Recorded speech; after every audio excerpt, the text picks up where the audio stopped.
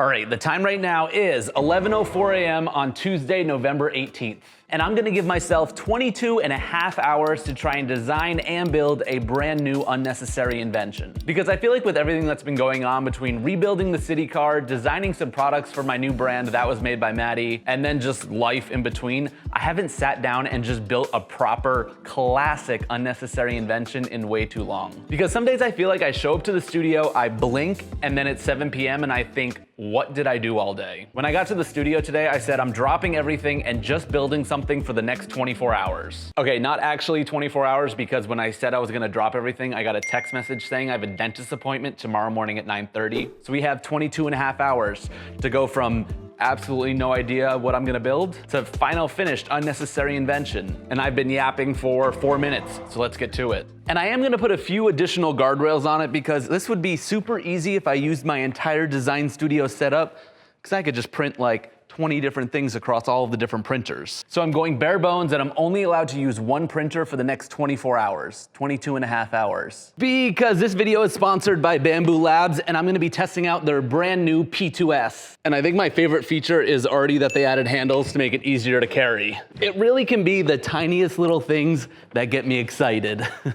And another thing that makes me excited about this printer is that a lot of people often ask me what their very first 3D printer should be, and since I jumped right to the X1C from bambulab, I never quite felt comfortable suggesting a printer at that price point for your very first printer. Like this LCD screen, the P2S inherits a lot of features from those more expensive models. The combo comes with the AMS2 Pro that allows up to 4-color multicolor printing, but I think my favorite feature is the filament drying. You can easily choose the temperature that you want your filament to dry at and then basically just set it and forget it. And this will help reduce the humidity and moisture content in your filament to get much better prints. Oh, and speaking of ease, this printer also got the nozzle swapping system from the H2D. I'm literally not exaggerating when I say it only takes 15 seconds to take out your old nozzle and swap in a brand new one when you need to do a little bit of maintenance. You can also see way better inside the printer because the LEDs are almost twice as bright as the ones found in the X1C. And that especially comes in handy for the high-rate live camera that allows for clearer time-lapse and a sharper live view. Obviously, we're gonna have to put all that to the test today. So to start things off, we're gonna send over a little calibration of my classic Maddie head. And it looks like that's gonna take about 48 minutes to print on the P2S, so that should give us enough time to do some brainstorming to figure out exactly what the invention that we're gonna be building today is. Okay, time check. It is now 12:11 p.m. and we need to brainstorm ideas of what we're actually gonna be building. So I'm gonna jump into my super secret invention ideas folder to find out what we're building. Obviously, I can't let you guys see all these ideas, but there's gotta be something in here. A urinal with a helping hand. I don't think I can build that on YouTube. But think about it, hands just make everything a little bit more creepy. So imagine you had like a shelf on a urinal, but it was really just an arm with a hand so you could like hold your phone while you're going to the bathroom. Good idea. Not for today. I do love food ideas, a sushi bracelet. A long time ago, I made a chicken nugget necklace that the internet really loved, but I think that's like way too simple for what I wanna do today. Some of the ideas in this list are actually fan submitted, like we have a plant fanny pack by Shalina Yasuda. That's her Instagram handle, I presume. I always try to write down who sent in an idea if I think like, maybe that's something I could actually build. And then sometimes I have things in here that aren't full ideas, they're just sort of like concepts that I wanna bring to life. Like right here it says Dance Dance Revolution something. Do you guys remember Dance Dance Revolution? It was that arcade game that had all the different foot pedals and you had to tap them in the right certain order to beat the level. And then the newer version of it today is Beat Saber on the Meta Quest, where you have the 2 different lightsabers and then you have to smash the boxes in the right order. I think there's definitely a good idea there with some sort of arcade game that does something.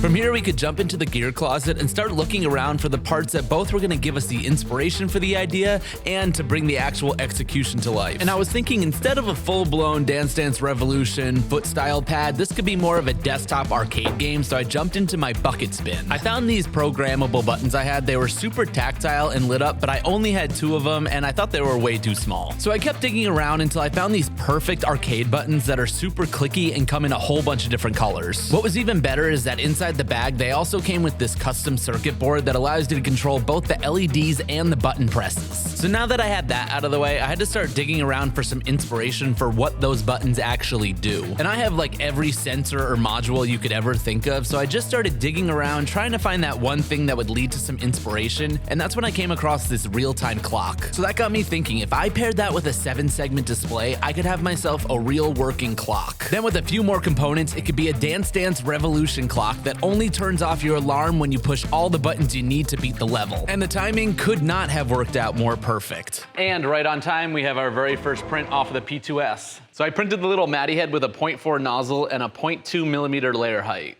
which I think gave it some really solid detail. The last time I printed one of these was on my 3D printed 3D printer, and I can definitely say that the quality is a little bit better here. But now that we've got the printer up and running, let's go run through the idea, and I'm gonna show you all of the guts that are gonna bring this invention to life. Because there are a few other nitty-gritty pieces that I sort of glossed over, so let's dive in. There's a handful of components that we're gonna be using to make this work. We've got the clicky arcade buttons, and I'm gonna use these 4 colors. And as I mentioned, we're gonna be using that dedicated circuit board to control all of the different movements on those. This is what that real-time clock looks like, and it's gonna be able to hold the time and then display it for us on this red 7-segment display. Of course, an alarm clock needs an alarm, so this DF Player Pro is gonna hold the audio file to play the alarm clock sound out of these speakers. And lastly, we're gonna have the Arduino R4 as the brains of the operation, letting everything easily talk to each other once we get those files coded up and loaded. Now that we have all the components that I think that we're gonna need for this project, I think the most important thing for the sake of time is to start 3D modeling. So I'm thinking this invention is gonna be in a few different parts. And so hopefully I can print out some of the smaller pieces today so that I can print out the larger pieces overnight,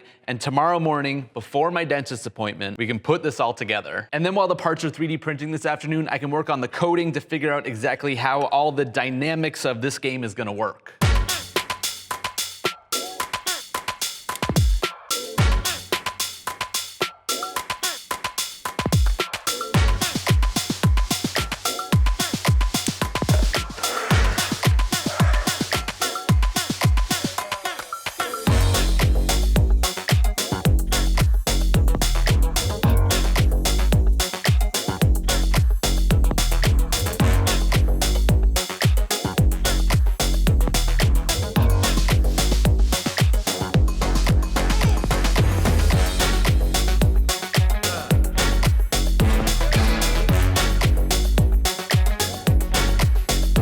Hey, you want to look at what the design looks like? Let's take a dive in. Here's a look at what the Dance Dance alarm clock is going to look like. Here's a nice full 360 view of the invention. I went with sort of this pill-shaped design for the speaker grill. I think it looks pretty cool, and it looks a little different than kind of any speaker grill I've seen before. And then on the inside here is where the speaker's gonna fit in so that it shoots all of that alarm clock noise right out the front. The 4 arcade buttons are gonna go right inside here, so we'll have 1, 2, 3, 4. I'm not sure it really matters which color goes where, but I thought it was a nice complementary angle from seeing the alarm clock to having the buttons here. So you're playing the buttons and hopefully turning off the alarm clock. And right there, front row center, we're gonna have the 7-segment display right inside there. It's gonna be glowing a nice red color, and it should be nice and bright in the darkness. It's gonna plug in via USB-C in the back. And then all the different components we're working with are gonna screw onto these little pegs on the bottom here so that's nice and organized on the inside. And there we have it, a Dance Dance alarm clock. I think it's about time we do a time check. It is 3:08 right now. This print is gonna be 1 hour and 40 minutes. It's gonna put us close to like 5 o'clock. Then we're gonna need another print of all the blue accessories. That's gonna put us at like 8 o'clock. And then the next piece is gonna be like 11 hours. That puts us at 7 a.m. tomorrow. So I'll have like 2.5 hours to hopefully put this whole thing together. Okay, enough jibber jabbering. We gotta get printing.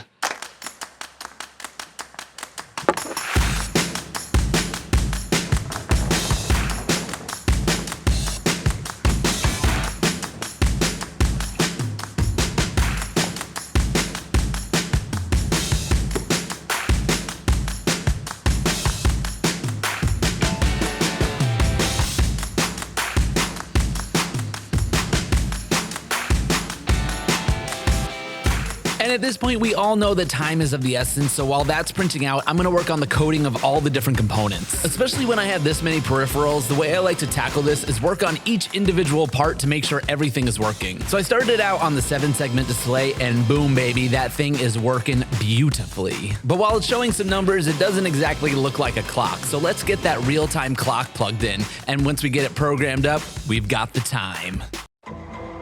We can put that off to the side now and start working on the buttons and getting them attached to that circuit board. For the first test, we just want to make sure that all of the lights are working across all of the different buttons, and that's looking good. So with that in line, I could move on to coding them to react to different button presses so the lights turn on and off with each button press. Finally, I got the alarm clock sound loaded onto the DF Player Pro, and I love it and I hate it all at the same time. With an understanding on how all the pieces worked individually, I could start piecing them all together so the real-time clock showed the alarm, which worked with the buttons, which set off the alarm, all just in time for that first print to be finished off of the 3D printer. Right on time, we've got our first parts off the printer. Woo, look at that. Love that speaker grill design. That came out awesome. So we've got the 2 speaker grills, as well as the cover for the clock 7-segment display. And a time check, it is 4:48 right now. Time is of the essence, and we gotta get things switched out. We've got the white parts. Now we need the blue accessories before we print the entire shell overnight.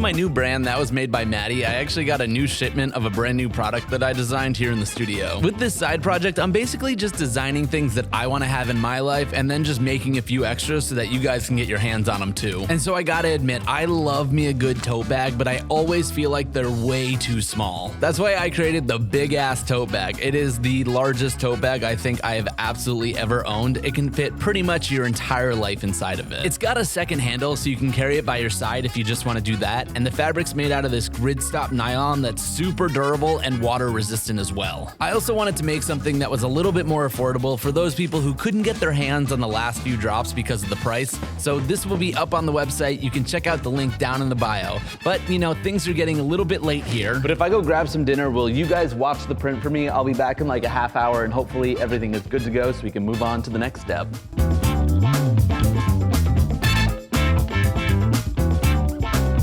Okay, I'm back. What did I miss? Do we have some finished parts on the printer? Oh yeah, we got some finished parts on the P2S. But let's see, what time are we at? We are at 7:31 p.m. and I desperately need to charge my phone. And okay, the main body of the invention is going to be 11 hours and 11 minutes to finish. So by the time I set it up and hit print, it'll be ready by 6:30 tomorrow morning. That'll give me 3 hours to finish this up. And I think that should be enough time. When I started this, I was like, oh, I have plenty of time. This is gonna be a breeze. We're cutting it a little bit close right here.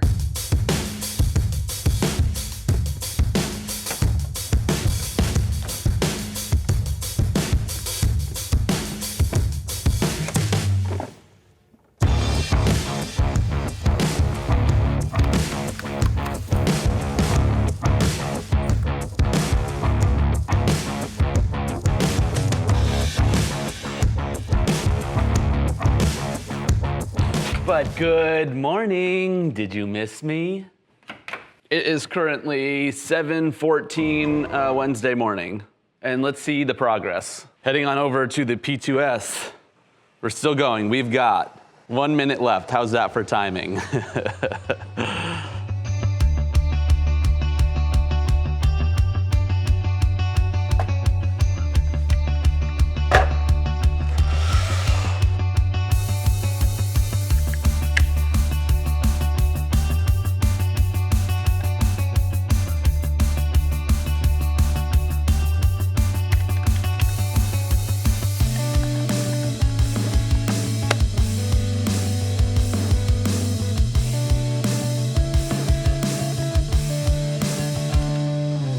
Oh no, I forgot to print a part. We're missing one piece. Super tiny, shouldn't take too long. Because the time is 8:07, we're cutting things close. Luckily, it's just the USB-C port on the end here, and it's only gonna take about 10 minutes to print.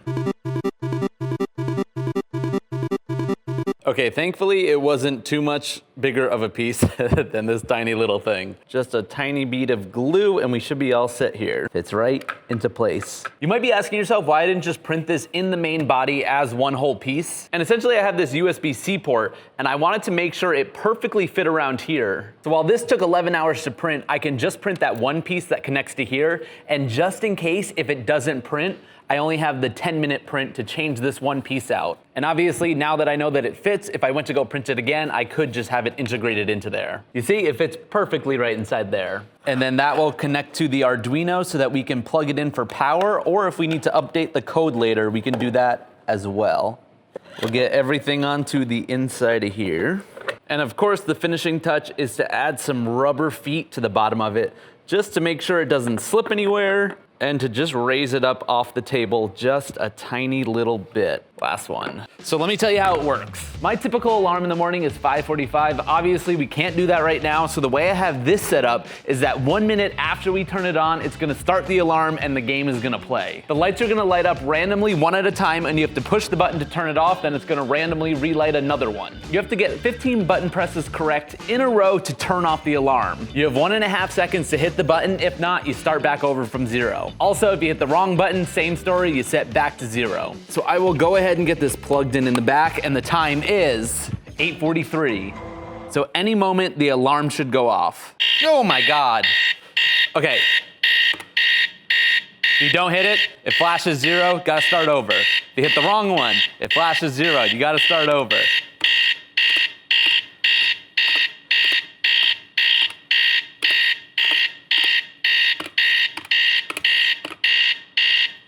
Let me reset it and we'll play it one more time.